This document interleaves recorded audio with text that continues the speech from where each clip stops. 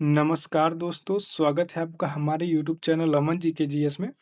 दोस्तों, आज हम इस वीडियो में बात करने वाले हैं केंद्रीय बजट 2026-27 के महत्वपूर्ण प्रश्न, जो कि आपके किसी भी कॉम्पिटिटिव एग्जाम में आने की संभावना सबसे ज़्यादा है।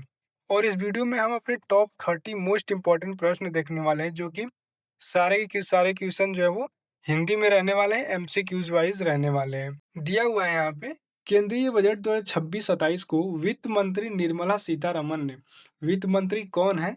तो वित्त मंत्री जो है वो हमारी निर्मला सीतारमन है। उन्होंने 1 फरवरी 2026 को संसद में केंद्रीय बजट पेश किया है। इस बजट का जो मुख्य फोकस रहा वो विकसित भारत, बुनियादी ढांचा, जिसको इंग्लिश में इंफ्रास्ट्रक्चर कहते हैं, और तकनीकी नवाचार पे रहा है।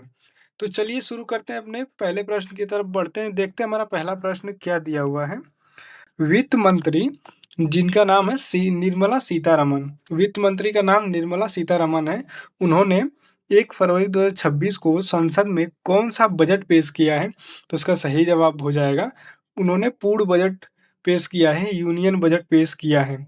ऑप्शन बी जो है इसका सही जवाब हो जाएगा। चलिए देखते हैं अब अगला प्रश्न क्या दिया हुआ है। बजट 2026 के अनुसार बजट 2026 के अनुसार वित्त वर्ष 2026-27 के लिए राजकोषीय घाटा को इंग्लिश में फिस्कल डेफिसिट कहते हैं, का लक्ष्य कितना प्रतिशत रखा गया है? तो इसका सही जवाब हो जाएगा 4.3% रखा गया है। ऑप्शन सी जो वो हमारा सही जवाब हो जाएगा। तो चलिए देखते हैं अगला प्रश्न क्या दिया हुआ है। अगला प्रश्न है, केंद्र सरकार ने वित्त वर्ष 2026-27 के लिए कुल पूंजीगत व्यय कैपिटल एक्सपेंडिचर कितना निर्धारित किया गया है, मतलब टोटल खर्चा कितना आने वाला है वो निर्धारित किया गया है। तो इसका सही जवाब हो जाएगा 12.2 लाख करोड़ रुपए निर्धारित किया गया है। ऑप्शन सी जो है वो करेक्ट ऑप्शन हो जाएगा। तो चलिए देखते हैं अगला प्रश्न क्या दिया हुआ है। बजट 2026 में घोषित बायोफार्मा शक्ति बजट 2026 में घोषित बायोफार्मा शक्ति योजना के लिए कितनी राशि आवंटित की गई है? तो इसका सही जवाब हो जाएगा 10,000 करोड़ रुपए बायोफार्मा शक्ति के लिए आवंटित की गई है। ऑप्शन बी जो है वो करेक्ट ऑप्शन हो जाएगा। तो चलिए देखते हैं अगला प्रश्न क्या दिया हुआ है। भारत के रक्षा क्षेत्र डिफेंस सेक्टर के लिए बजट 2026 में कुल कितना प्रावधान किया गया है? तो इसका सही जवाब हो जाएगा 7.85 लाख करोड़ रुपए किया गया है रक्षा क्षेत्र के लिए, डिफेंस सेक्टर के लिए। ऑप्शन सी जो है इसका सही जवाब हो जाएगा। तो चलिए देखते हैं अब अगला प्रश्न क्या दिया हुआ है। नया आयकर अधिनियम न्यू इनकम टैक्स एक्ट 2025, जिसका उल्लेख जो है बजट में है, वो किस तारीख से प्रभावी होगा? तो इसका सही जवाब हो जाएगा 1 अप्रैल 2026 से प्रभावी होगा। ऑप्शन बी जो इसका करेक्ट ऑप्शन हो जाएगा।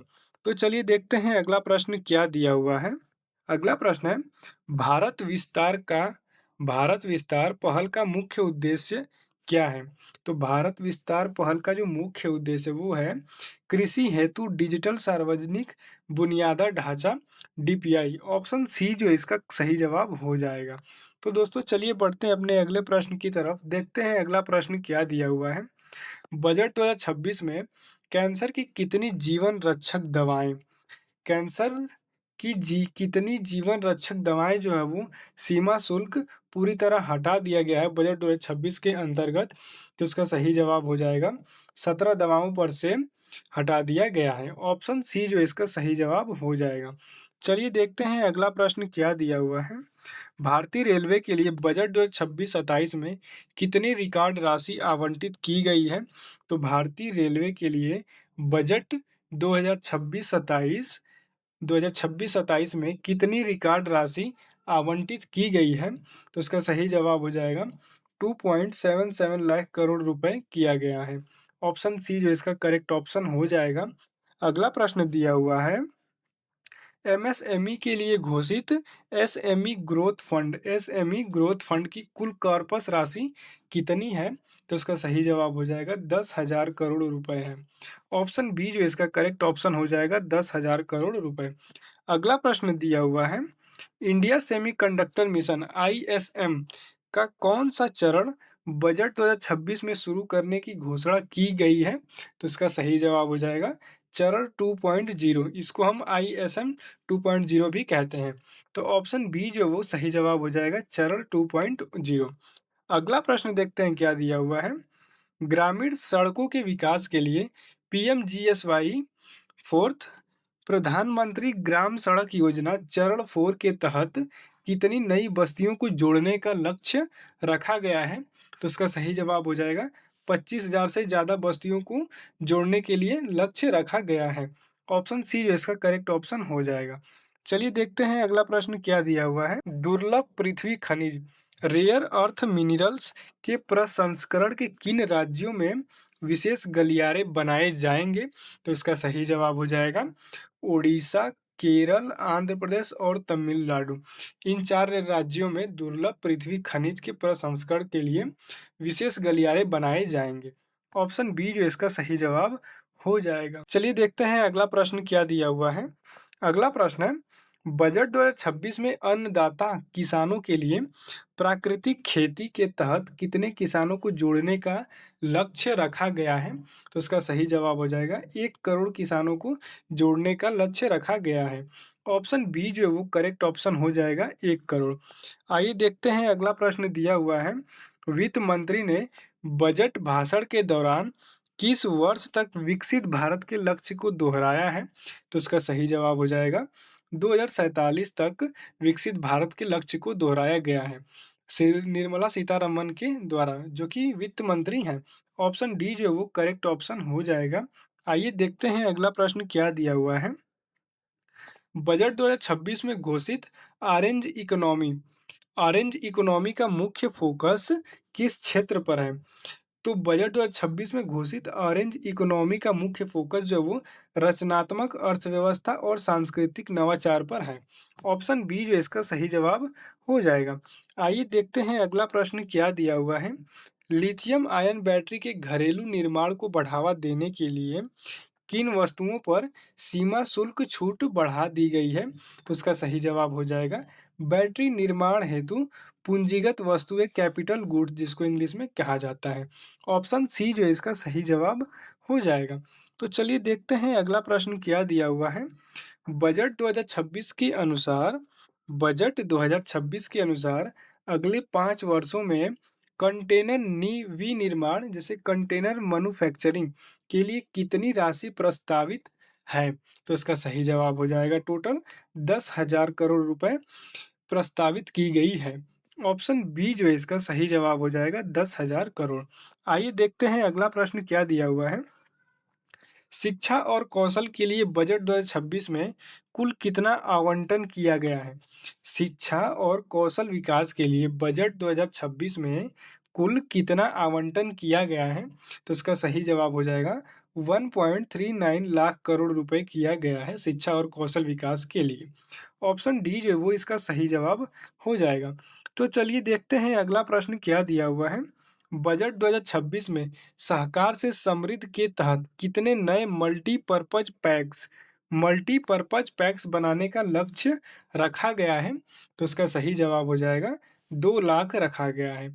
ऑप्शन डी जो है वो सही जवाब हो जाएगा। तो चलिए देखते हैं अगला प्रश्न क्या दिया हुआ है। बजट 2026 के अनुसार सरकार ने कुल राजस्व प्राप्तियां नेट टैक्स रिसिप्ट कितनी होने का अनुमान लगाया है? तो इसका सही जवाब हो जाएगा 44.04 लाख करोड़, 44.04 लाख करोड़ रुपए किया गया है। ऑप्शन सी जो इसका सही जवाब हो जाएगा। आइए देखते हैं अगला प्रश्न क्या दिया हुआ है। देश में कितने नए समर्पित रसायन पार्क देश में कितने नए समर्पित रसायन पार्क डेडिकेटेड केमिकल पार्क्स स्थापित करने की घोषणा की गई है? तो इसका सही जवाब हो जाएगा टोटल 3 नए समर्पित रसायन पार्क को बनाने के लिए स्थापित करने की घोषणा की गई है। ऑप्शन सी जो इसका सही जवाब हो जाएगा। तो चलिए देखते हैं अगला प्रश्न क्या दिया हुआ है। बजट 2026 में महिलाओं के नेतृत्व वाले विकास के लिए कितनी राशि का प्रावधान किया गया है? तो उसका सही जवाब हो जाएगा 5 लाख करोड़ रुपए के लिए किया गया है। लगभग 5.08 लाख करोड़ रुपया किया गया है। ऑप्शन डी जो है वो इसका सही जवाब हो जाएगा। चलिए देखते हैं अगला प्रश्न क्या दिया हुआ है। शहरी विकास के तहत किन शहरों में कॉरपोरेट मित्र केंद्र खोलने का प्रस्ताव किया गया है? तो इसका सही जवाब हो जाएगा टियर 2 और टियर 3 शहरों में किया गया है। इसलिए ऑप्शन बी जो है वो करेक्ट ऑप्शन हो जाएगा। अगला प्रश्न दिया हुआ है, इलेक्ट्रॉनिक कंपोनेंट्स के विनिर्माण की योजना के लिए कितना बजट रखा गया है? तो इलेक्ट्रॉनिक